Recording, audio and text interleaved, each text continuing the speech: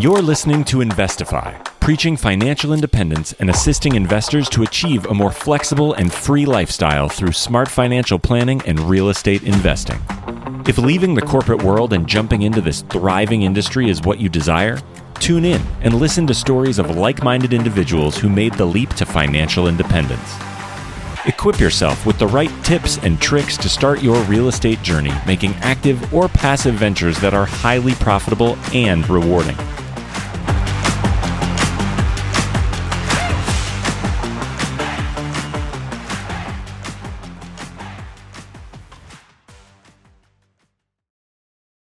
What's going on, everybody? You are listening to Investify. My name is Craig Curlop, aka the Fi Guy, and I'm here with Miss Allie Garcet, aka Allie the Agent.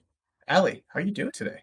I'm great, Craig. As you know, I'm currently recording out of my rental property across town because I had little Wi-Fi issues at my personal property.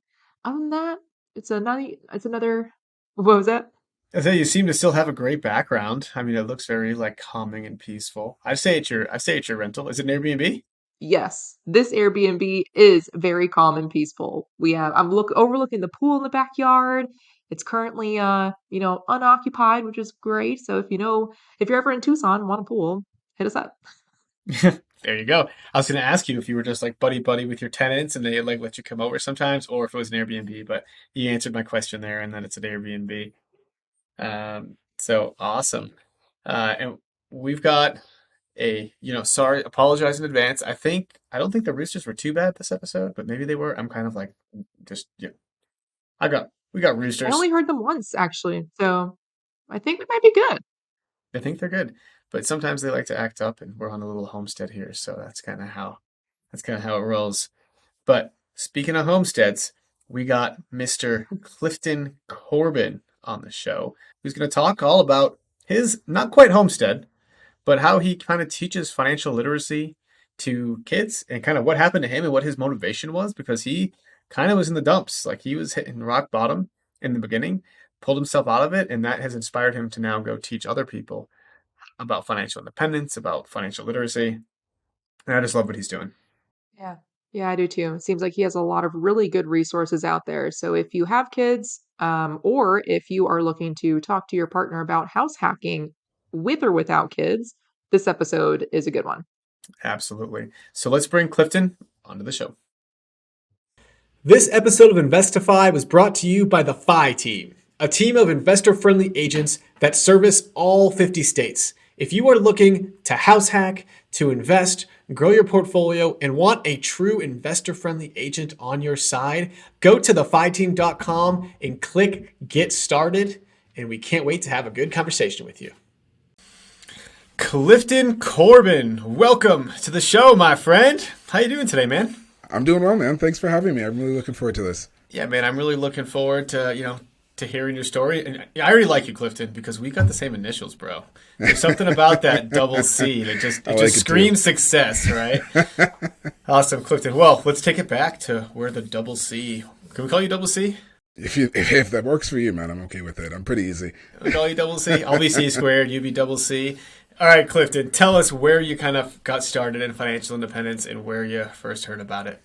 Sure. So my story starts with, and we kind of got into this when we were talking before we started recording, but I went down that traditional route. Like, I finished high school, went off to university, unfortunately didn't know what I was doing, got some early credit cards, dove myself deep into debt, and then had to fight my way back out of it. And while I was fighting out of it, I kind of rediscovered a book that I'm probably sure you're both familiar with, The Richest Man in Babylon.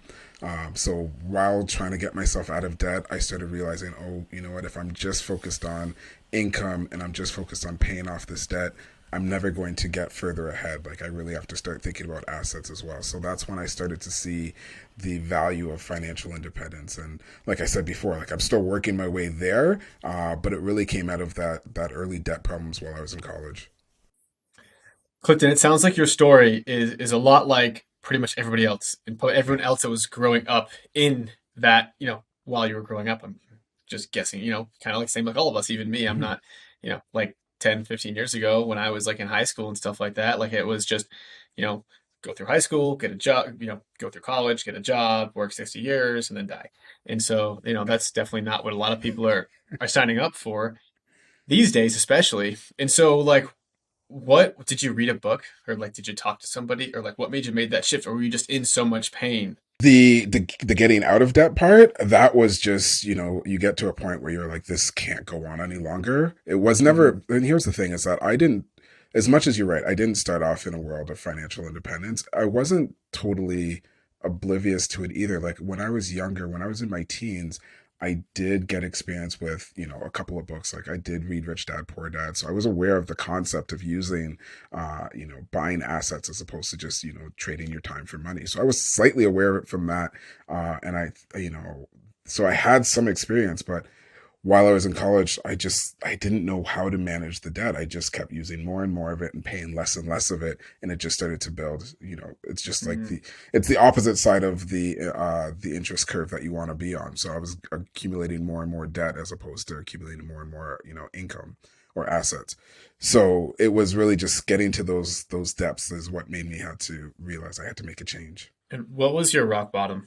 It was after I finished college. Like, if you want to know, like, the part that was the worst for me is after I finished college, I felt like, okay, I now need to get any job. Like, I thought finishing college would have given me this opportunity to start choosing a career. But because I had so much debt, I was like, no, I don't have any time now. I actually have to go and find something so I could start paying this down. And it was around that time. So I started working as a tech support, phone tech support. And one of my debt collectors got a hold of my phone number, and you can't dodge a debt collector when your job is to answer phones. So I would be I'd get harassing phone calls at work from my debt collector.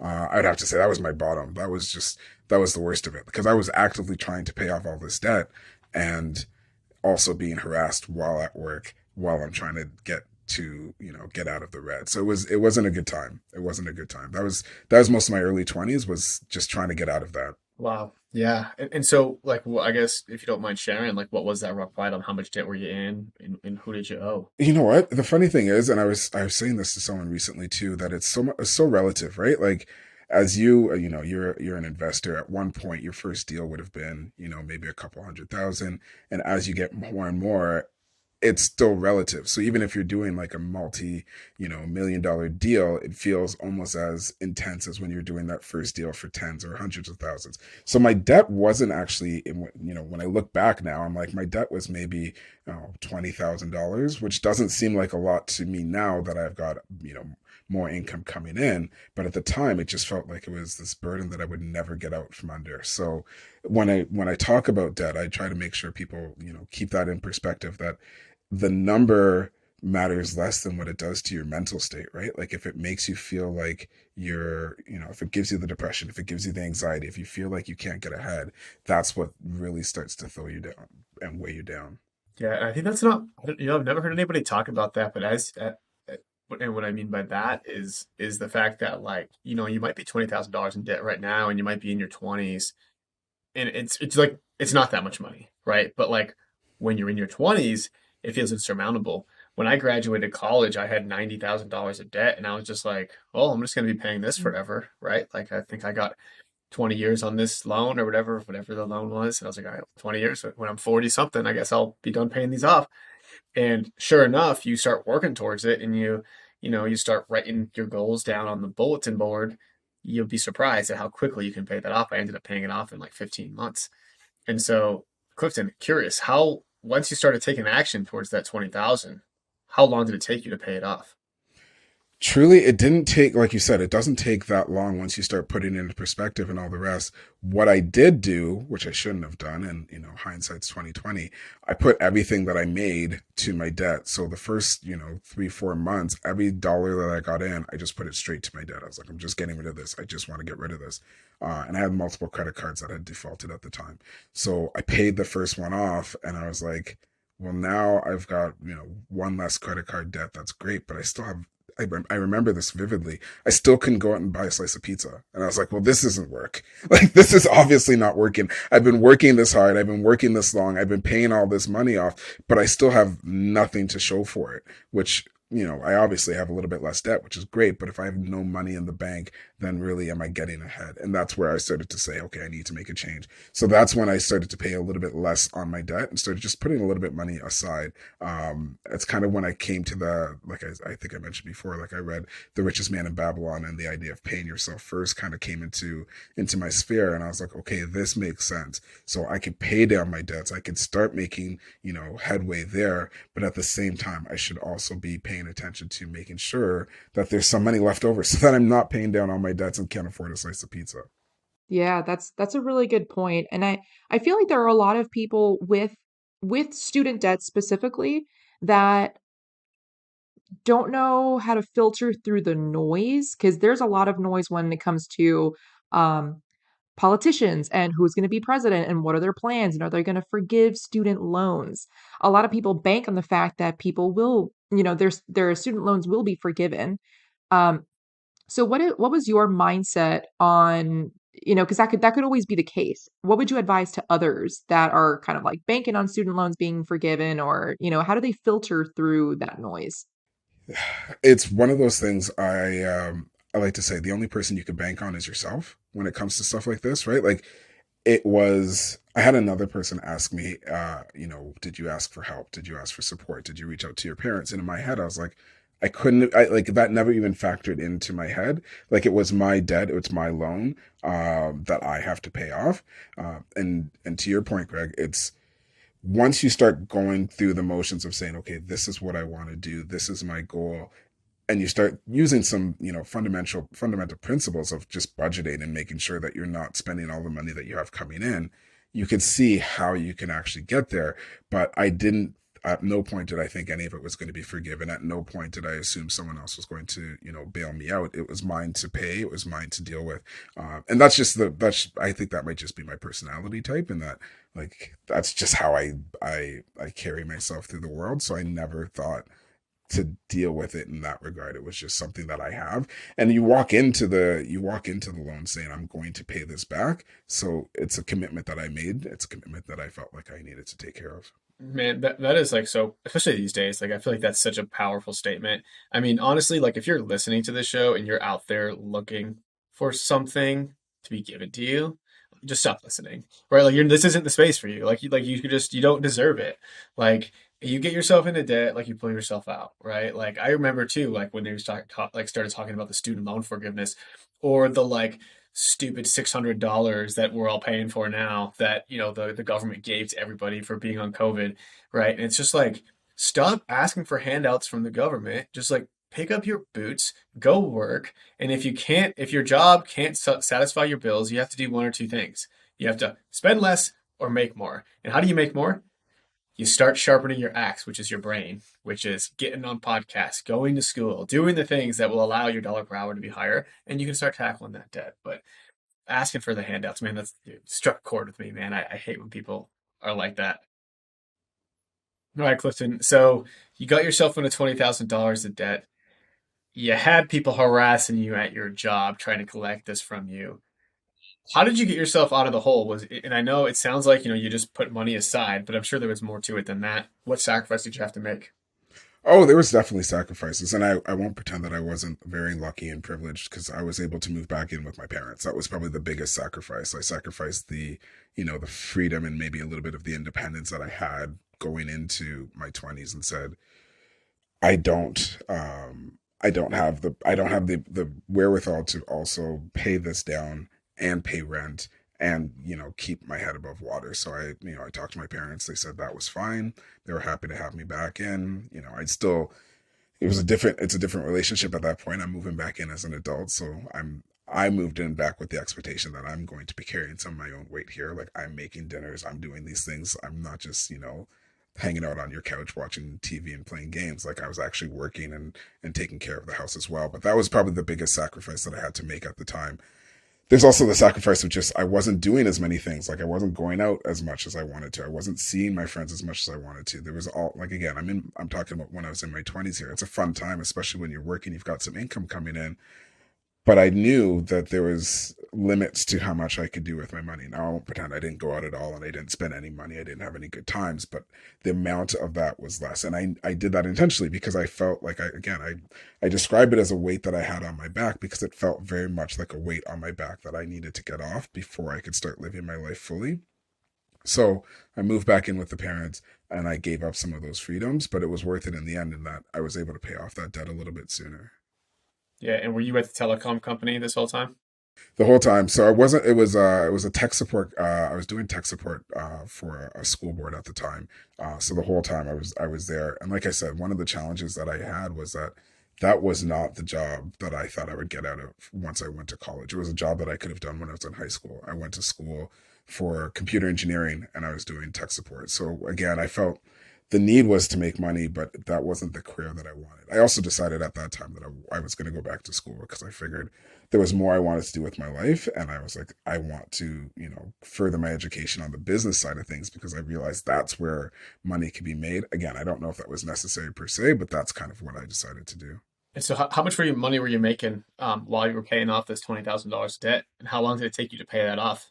That's a great question. I couldn't have been, I was making, I would say about $23 an hour. It's a guess. I can't remember. This is a while ago now. I don't want to date myself too much, but this is quite some time ago. And then how long did it take? Probably about a year and a half to 2 years to get all the debt paid off. And then, like I said, shortly after that, I decided to go back to school. But when I went back to school, kept the job, the money I was making in debt payments, I just put towards my tuition. So I stayed for another year or two in that job. And then I paid off. When I finished my master's degree, I was debt free. So I just basically threw all of the payments I was using for credit card payments onto tuition and then finished with a second degree, no debt, and some money in the bank. Nice. Amazing. And so, what was your master's degree in? Business, master's of business. Yeah. Business. And so, what kind of pay hike did you get when you graduated? Oh gosh, when I finished that job, I went. So the next job I had was more of a career, which is when I started. I worked as a business analyst, and then I did a couple of hops from there. So business analyst to like financial analyst to project manager, and a couple other. But I went from like a hourly worker to a salary. I think my starting was probably around, oh gosh, again, it's hard to remember back this far, but probably around 70 a year, which was significant considering I was, an hourly worker before without any benefits, without any holidays. So anytime I wanted to take time off, I was basically that was out of pocket. So the increase, so in that regard, the second degree and the first degree combined really helped with my income. I was able to make a significantly better income at that point. And so, you took an interesting approach of, you took out, maybe you didn't take out student loans, but, you paid off your student loans or your debt pretty quickly because I think you were so jaded from the credit card debt, which is high interest debt you want to pay off very quick. But like, what would you suggest to someone maybe just starting out? Maybe they're not in crazy amounts of credit card debt, but they've got a student loan payment. Like, do you suggest to just pay off that student loan as quick as possible, then kind of start investing? Or would you maybe recommend invest first and pay out the student loan? So you probably heard me jump in there because I couldn't even let you finish the question. So for me, the fastest you can get to the point where you stop trading your money for time, and you start trading that for assets that can start earning money for you. The sooner you get there, the better it works for you.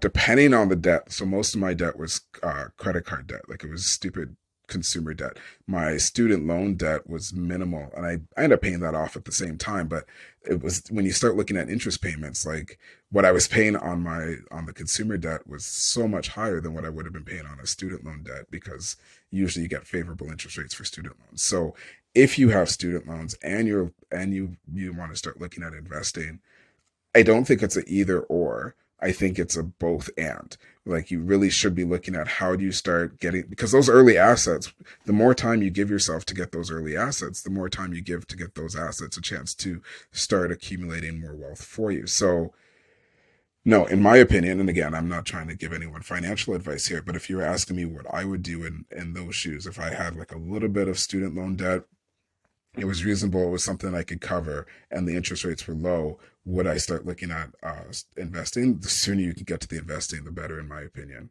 Yeah, and just to kind of give you my personal anecdote on that, right? I mentioned earlier I graduated with like $90,000 of student loan debt, and everyone was telling me at the time, pay off your debt before you invest, pay off your debt before you start buying a house, pay off your debt. And I was just like, why would I pay off my debt? I can get a house hack and get 100% plus return, and my student loans are like 7%. So no, I'm going to house hack, right? And so every year, as long as I can house hack, I'm going to pay up and make my minimum payments, right? And then after year two of house hacking, every bonus that I would get, then I started paying off the student loans, not because it was the most efficient, but because it was a burden on me. And so then I started like paying off the student loans, and that's when I paid them off in like a little over a year. It was when I actually started making those payments, and it's because of house hacking. It's because of I got a job that would give me bonuses that I was able to pay it off in such a short amount of time. And I think, yeah, like it makes so much sense. Yeah, I'm curious, Ali, what do you think about that? Yeah, it's I feel like it's a little hard to put my opinion in there because I ended up joining the military so I could avoid debt. Otherwise, I would have left with 160,000 for undergrad debt. Like it was like 35, 40,000 a year. Elon University is where I went. Um, and I saw, how much it was going to be, and I was like, no, you know what? I'll do my 4 years in the military, four turn into 10. But hey, I have no student loans, But like if I were to have had student loans, I would have been in the same, predicament, wondering should I pay these off first versus investing. And I'm a lot more risk averse than I think than most. And I think with my mentality, I probably would have ended up focusing on paying off my debt as opposed to investing instead of your both and. So but I avoided that completely by signing my life away. But now I have my life back. So I am stoked. Amazing. Awesome. All right, Clifton. So where does like where do things start to get like, things are starting to get exciting for you, right? Like you paid off your debt. Now you're maybe even getting ahead a little bit. So you graduate, you have this good job. Now what are you doing with all of your savings now? Are you still you move out of your parents' house? Yes, yeah. So this is when life starts happening. So I've met my fiance, my now wife. We get married. We move to the city. We take most of that savings. We buy our first home. I really there's tons of things I wish I would have done differently, but we buy our first home. It's a condo. It's beautiful. It's a place we start our family, which is great. Shortly after that, we not like a couple of years after that, we buy our first home, like actual house. That was one of the big misses in my life, and that I really wish I would have held on to the condo because it would have been a great rental. But I just didn't know. Again, I was still fumbling through, right? Like I've got the concept of making sure that you're saving, but the concept of making sure that you're buying investments outside of, again, the typical put it into the stock market still hadn't clicked for me. It's where I'm kind of getting to now, where I'm ready to start buying some of these real estate properties to buy long-term rentals. But it wasn't where I was then. It was also a tricky time in that, like, my son was about to be born. All I'm thinking about is we need more space. Like, I can't raise my son in this shoebox. Like, we need more space. So that's where we were. But that's basically what we did. We took a lot of the savings that I had and combined it with the savings that my wife had.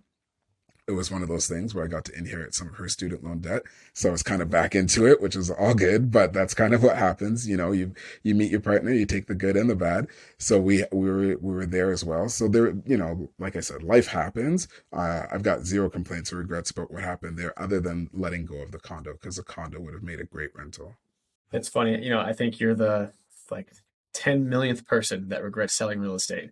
And it is still like undefeated is anyone who like regrets. I haven't met a single person who like is okay. They're like happy they sold and they wish they didn't hold on to it. They held on to it for too long. I've never heard anybody say that in real estate. And if someone ever has, please let me know. Because it just doesn't happen. And so you're selling this place. Did you do any? I guess I take it like you weren't very savvy at this point, so you didn't do anything crazy. Like obviously you couldn't 1031 or no, because it wasn't an investment property. So No, so what we did do some work on the condo to increase, like, to, force some equity into the place. So that we did. So again, not super savvy, but not also totally obtuse. So we did force some equity into it. So we did get a little bit more out of it than we put into it, but not by much, because when we sold, the market just wasn't where we wanted to be. Another reason why I wish we kind of held on to it. So we did force some equity into it, but no, we didn't do anything super savvy to make sure that we can get anything, hold on to it, or the way that the tax, we were able to roll all of the equity into the new home, so we didn't have to pay any capital gains on it. So that was valuable. That was helpful. But like I said, the challenge was more the situation just was. And I appreciate you saying that, because I really do still regret selling that place, because it was tight for us, but it would have made a perfect rental. Yeah, yeah. No, and so is this house that you bought the house you're living in now? Yeah, so the house we're in now, it's a semi. We only own half of the semi, so we're in a pretty high valued city. So we live in Toronto. I don't know if I mentioned that. So we're north of the border. So property values here are very inflated. So we were able to do a little bit of, again, force some equity into the place, and we have turned part of the place into a rental as well. So that also is a way that we're, trying to. So I'm starting to get there. So now the half of the place is a rental, which is not half. I would say a third of the place is a rental. And I was saying to you, there's challenges there, because I do have young kids. So the basement is a rental. We live upstairs. So, trying to keep the kids respectful of the fact that there is a tenant living in our basement isn't always the easiest, but so far it's been working out okay for us. Allie, you know what this sounds like? This is the Oh, for for real real deal. deal. Ba-dum-bum-bum. Clifton, this is the first real estate investment deal that you ever did, in kind of holding on to it as an investment. And so, yeah, why don't you tell us a little bit about this one? We know it's a semi, which is maybe how you Canadians say it, but I think what it is like a half duplex, and you That's right. own half of the duplex. That's right. For us English speaking folk out there, or American speaking folk. And so, why don't you tell us, like, what did you buy this for? How much did you put down from the equity of your own house? What's that Sure. mortgage payment? And I want to get into that. Sure. So the place cost about 470. We put, I believe we put about 20 down, which was pretty much all rolled in from the condo. Um, and then again, similar to what I was saying about forcing equity into the condo, we've done some renovations as part of those renovations. So we did a home equity. No, we refinanced. We refinanced to pull some equity out, and then with that refi, we did a reno on the main floor and created the basement rental. So that's kind of how we were able to create the basement rental. The after I think after all everything all in, I think we're sitting at about 1.1, 1.2 for, but again, What? a lot of that has to do with the city. Like, if we were in a different city, that may not be the same case, but because we're in the city and things are just so inflated, that's kind of where we're at. When did you buy this? We would have bought in 20, so we bought when my son was born, so 2012. Oh, okay. So timing Yeah. had a lot to do with that as well. Yes, of course. And so when you said you finished the basement, what did you like? Was it concrete, just kind of like outfit, ready to go, or yeah? So the basement was semi-finished. There was a bedroom, a den area. We basically ripped it all up. We got rid of everything there, created a separation so that we could still have part of the basement as a laundry room office, which is where I'm sitting right now. The other part of the basement is a one bedroom um, unit. So it's got one bedroom, a little galley kitchen. So it's a simple unit, but it works.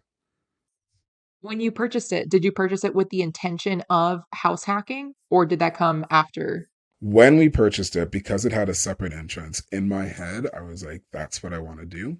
My wife, after coming from the condo, was like, I'm not sure I'm ready to have someone living in and around us like we already did. And like I said, we do already share half of our, like, one wall is shared with a whole other house. right? A whole nother residence that we don't own. So we already can, there's already that. So in my mind, I was like, yes, that's what I want to do. It took a little while to convince my better half that made sense. But once that happened, and once we decided to renovate the place, then it all kind of came into line. Yeah. Nice. And I imagine that conversation is difficult. I've tried having it and I gave up. How did you succeed? How did that conversation look? So again, this is how life happens. So for us, it wasn't so much a conversation. It was, we kind of agreed that we wanted someone. We always wanted one of us to stay home with the kids. Like that was kind of always kind of in the back of our minds, that one of us would be staying home with the kids. So what ended up happening was, we're both in decent jobs. My wife was in a better job. I like to joke that was kind of a race to the bottom, because I always knew if I made less than her, I would be the one who got to stay home. So when the timing was coming up for this to happen, we knew there was going to be a gap, because my daughter wasn't old enough yet to go to any type of care, any type of schooling, anything like that. So during that gap, my mom came to stay with us for a little while. So she took care of my daughter while my son was at nursery school, while my wife and I went to work. And it was through that my wife was like, this isn't actually that bad. And my mom, she stayed in the basement for the most part. And it was like, that's not so bad. Like, and she's like, okay, this makes sense. And if the goal is for one of us to stay home, having rental income can help supplement the total income. And I was like, yes, this is, we're getting there. So that's kind of how it all came to be. Wow, that's great. So you almost had a test with your parent, with your mom, someone that you know, love, and trust.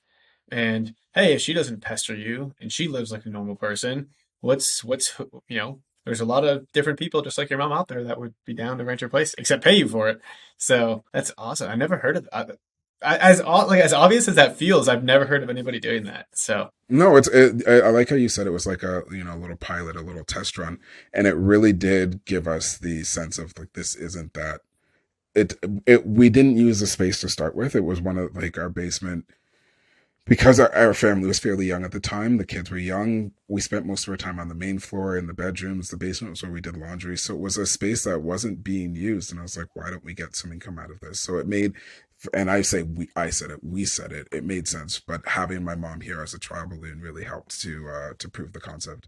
wow. Okay. And so let's get a little bit more into that. So what is your mortgage payment?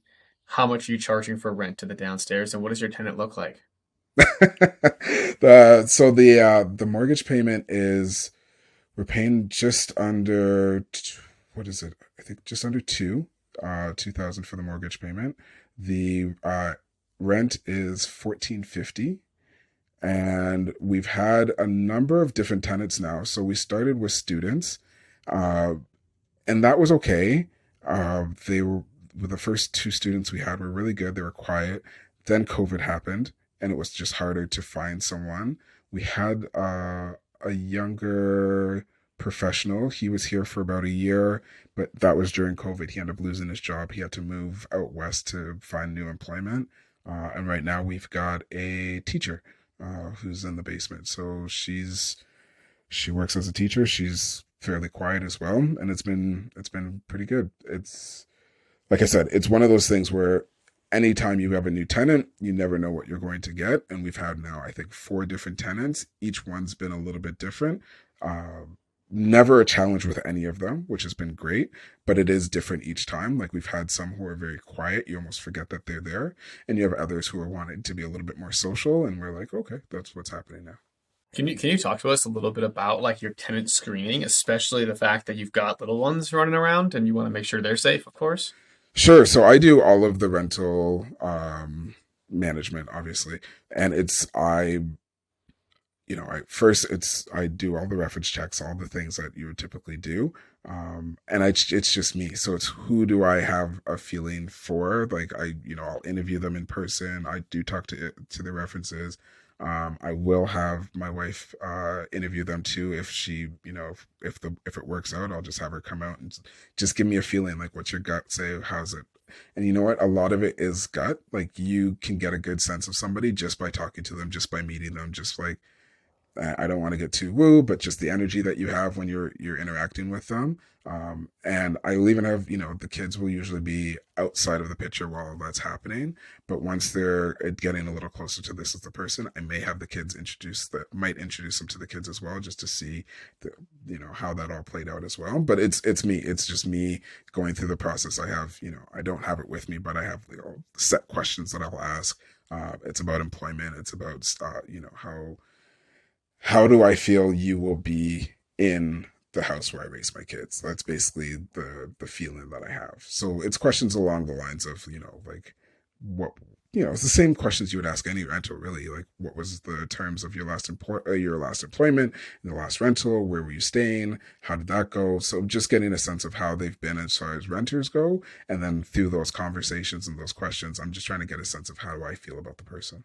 Yeah, when I was house hacking and living, doing rent by the room and didn't have as much privacy as you guys have, but same idea, right? It was like, hey, these guys are going to be living among us. I didn't have kids to look out for, but I still had myself to look out for. The feeling I could tell within 10 seconds. I'm supposed to judge, but as humans, the first thing we do is judge people when we look at them. And part of me was just like, shut the door. I want to just shut the door, right? Like, well, you guys probably haven't done the dating apps, have you? Because y'all both have been married for a long enough. Or did you do it, Allie? I have definitely done oh yeah. You've done dating. Yeah. So I don't know if you remember, Allie, but anytime you go on a date, within 20 seconds whether it's going to work out or not. And it's like, oh, I have to sit through this whole dinner, even though that I know it's not going to work out. I just wish I could just okay, you know what? I got to go. And it's almost like that with when you're doing tenant showings and stuff too. Yeah, I don't think it's judging per se. I think it's really just how am I vibing with this person? Like, what's the feeling that I'm getting being around this person? Because it's a person you're going to be around. It's not so much a judgment. I'm not saying I do or I do not want like this person. I don't have any particular feeling about them individually. I just know when I'm going to be around this person, I want them to feel comfortable and I want to equally feel comfortable. For sure. For sure. And so this is all good stuff, man. And so, so just to kind of recap, right, you bought this place for 470. And this is what real estate can do over the long term, right? Like you've lived here for now 11 years and, it's almost tripled in value. You're now getting, 3/4 of your mortgage paid for despite only leasing out, which sounds like even less than a third of your property because you're occupying half of that downstairs as your office. And so and that's just, it's smart. And what I just thought of too is that you can teach all these kids. You can teach your kids this stuff. I see there's a book behind you, right? They can read that book. But what's going to resonate the most with kids is living it and doing it and seeing dad screen tenants and seeing dad, collect the rent every month. And so curious, how involved are your kids? Are they old enough to be involved? Or how do you plan to involve them? That's a great question. So as far as the rental goes for now, no. My son he's my little test case for all of my financial literacy products and everything that I put out there. So he's very aware of, both my kids are very aware of what we're doing. They know our financial situation. We're very transparent with them. We've told them one of the reasons I'm able to stay home with them is because we've got a renter. We talk about how much money we get from our rent. We talk about how much money the mortgage is. We talk about how much money mom brings home. So they're aware of all of that.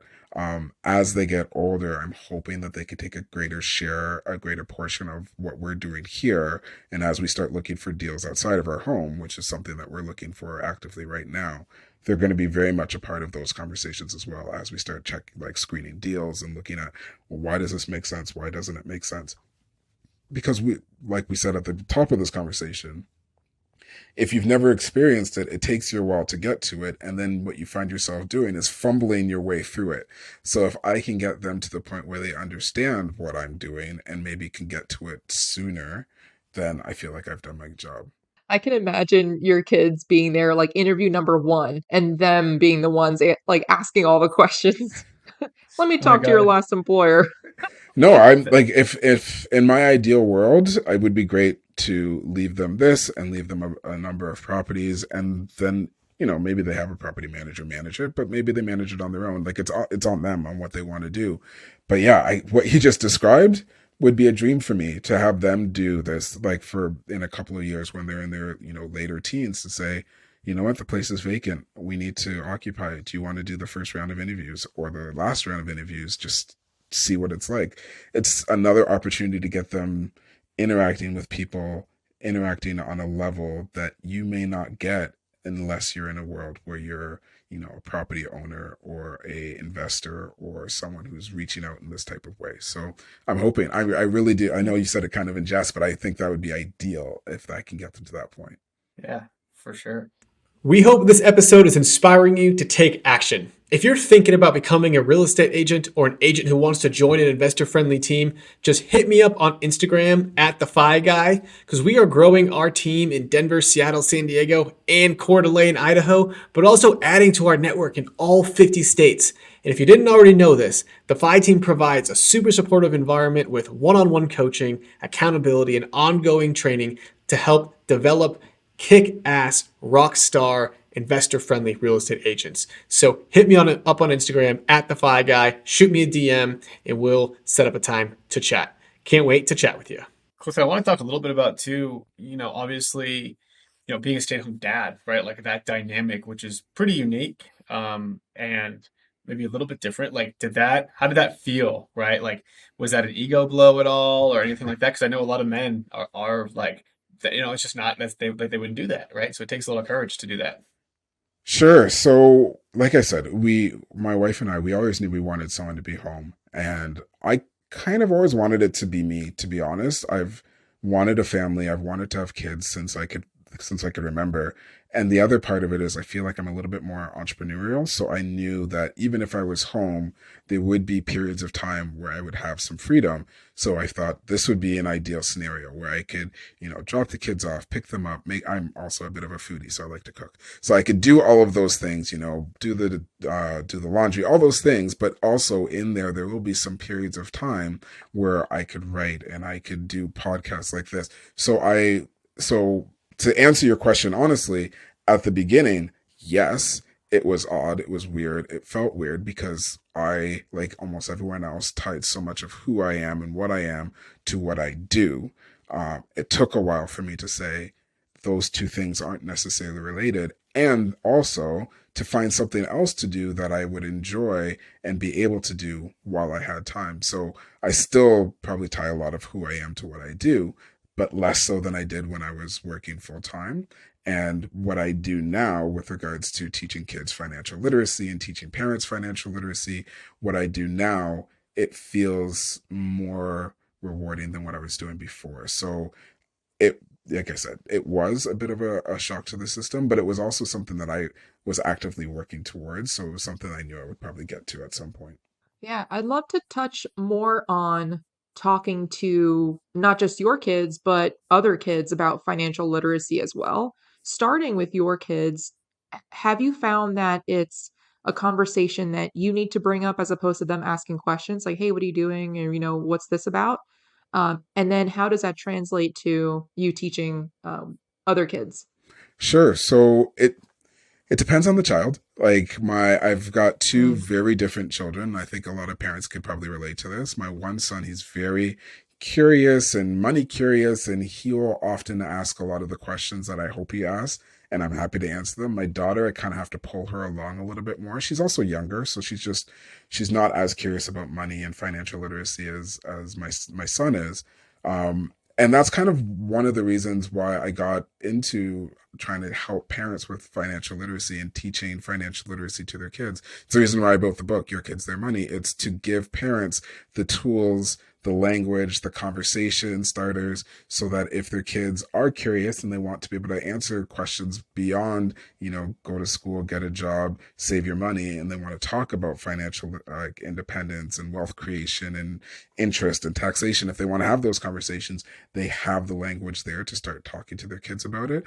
Or if their kids are more like my daughter and they need to pull them along, again, they have some tools, some resources, some games, some activities that they could do with their kids to, again, start to engage them in some of this content, because we know the schools aren't doing it. And if we as parents aren't doing it, then our kids won't get it. So this is why I'm so passionate about talking about this with parents, because I really feel like parents are the perfect gateway to get this information to their kids. I always feel like it's the firstborn, the older child that always like is yeah, I'm gonna say it. That's more driven. I'm saying that as also being the eldest, you know? Allie, I agree with you as the oldest. Yeah. Yeah. I'm the baby, so I can't agree with either of you, but I hear what you're saying. That's Dang. funny. Oh man, that's funny. Yeah. And Clifton, so you wrote the book, right? And so and I know you mentioned you're a stay-at-home dad, but clearly you're doing a lot more than that. Like that's one of your roles. But you've got I mean, you're writing books, you're on podcasts, you're really creating something here for yourself and your family. And so what are some of these things, right? Is it the book? Do you have anything else other than the book and the podcast appearances you have, or what are you working on? Okay, geez, that's such a big question for me. So I've got the first book, Your Kids, Their Money. I worked on a revised version of The Richest Man in Babylon. That was a project I actually worked on with my son to make The Richest Man in Babylon, which I'm assuming both of you are familiar with. Probably a lot of people in your audience are familiar with as well. It's one of the best books on on personal finance that I can think of. It's a great introduction to the concept, but it's just a really old and dated book. So I worked on revising it to make it a little bit more modern, a little bit easier to read, a little bit more applicable. Same stories, same, like I didn't change any of the stories. I just changed the language to make it a lot easier to read and consume. Working on a few other things. Working with a partner to do a financial literacy event here in Canada, hopefully either late this year or early next year. We're still trying to tie down the dates. Working on a game for kids and parents to play, again, teaching concepts of financial literacy. There's just, I've got a couple other books that I'm working on as well. So because I'm so passionate about the concept of getting kids interested in and aware of financial literacy at an early age, and because I know parents and kids both learn and discuss and convey information differently, I'm just trying to come up with as many different ways of getting this content into the hands of parents and kids. I created an activity book. I actually have a free activity book at kidsmoneyworkbook.com. You can download it. It's got printable money, activity sheets, and stuff for kids to do. So just like I said, trying to come up with as many different products that I can to help parents get this information to their kids. I love this. Yeah. All right. Well, Clifton, I think we are heading into what is the final part of our show. But before we get there, do you have any other words of wisdom for our audience? Oh goodness. Well, like I said, we're kind of on the topic of kids and money. So just talk to your kids about what you're doing. Talk to them about don't stress them out if you're having some financial troubles, what have you, but make sure that they're aware of what you're doing. If you're trying to build wealth, if you're investing, bring them into those conversations, kind of like what we are just talking about. Just include your kids into these discussions so that they can understand that wealth creation is important. Wealth is not the money that they see being spent on fancy cars and jewelry and clothes, but it's that money and that opportunity that is behind the curtain of your bank accounts. Love it. I love that. All right, Allie, you know what time it is? It's time for the Final The final four. four. What up? four. Allie, kick us off. All right. What are you reading right now? So I just started rereading Seven Habits of Highly Effective People by Stephen Covey. I kind of go back to that one every 3 to 4 years to sharpen the saw. So I just picked it up. I barely threw the first couple pages, but right before that, I was reading a nonfiction book called Babel. I actually didn't even finish that one. I'm still in the middle of that one as well. So those are the two books that I've got on my bookshelf right now. Nice. And what is the best piece of advice you ever received? Pay yourself first. It comes from The Richest Man in Babylon, which I've mentioned probably 3 or 4 times already. But the idea of before you go out and you spend your money on good times or bills or food or whatever, make sure you take some of the money that you've made and you put it aside to be used to build your wealth. I think I know what the answer is going to be, but what is your why? You know it. No, you totally know it. So it's my family. I'm trying to set myself up so that when I am no longer here, which will come someday, my family is well taken care of. And that when my kids are no longer at home and they're on their own, they will be able to take care of themselves financially, mentally, physically, in all realms. So it's really taking care of the family. All right, last question. Do mermaids have live babies or do they lay eggs? Okay, so I'm thinking here, you're asking a guy who's science based. So, mermaid, thinking dolphin, I'm thinking mammal, I'm thinking live baby. They're gonna live baby, even though like below the waist is fish. Even though below the waist is fish, I can't see like where are you incubating these eggs? Like you're in the ocean, it's cold in the ocean. They're probably at the bottom of where are they incubating? You need warmth for eggs, so it has to be a live birth. Huh. But don't You asked the question. I told you I'd go deep. No, I know. I'm trying to play your. I don't know the answer, but don't because all fish lay eggs, right? Like that's how eggs. That's how fish are born. This is true. This is true. Fish do lay eggs, but I'm thinking you need some warmth.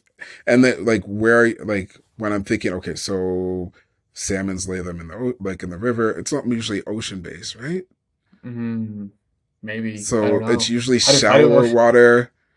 I don't know. I'm still going live birth. But you're right. You're right. Fish do lay no. eggs. But I think stingrays actually don't.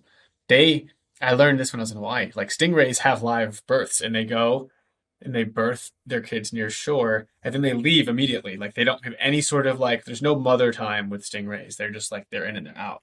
And so, Oh, okay, wow. cool. So Clifton says live birth. Allie, what's your take? Well, I was gonna say eggs, but Clifton, you did a great job of convincing me. So definitely live birth, without a doubt. Yeah. All right. I'm going eggs just to be different. So, all right, Clifton, where can people find out more about you if they want to buy your book, if they want to listen, if they've got kids and want to start teaching them financial literacy, where do they go? Sure. So if you're looking for my books, you can find them pretty much anywhere books are sold. Again, it's called Your Kids, Their Money, A Parent's Guide to Raising Financially Literate Children. You can go to my website, cliftoncorbin.com. If you're looking for that free activity book, you can go to kidsmoneyworkbook.com. And I post a lot of stuff on LinkedIn, and you can find me at LinkedIn/CD Corbin. Nice. Awesome. Double C. So good to have you on, man. Thank you so much. I really appreciate it.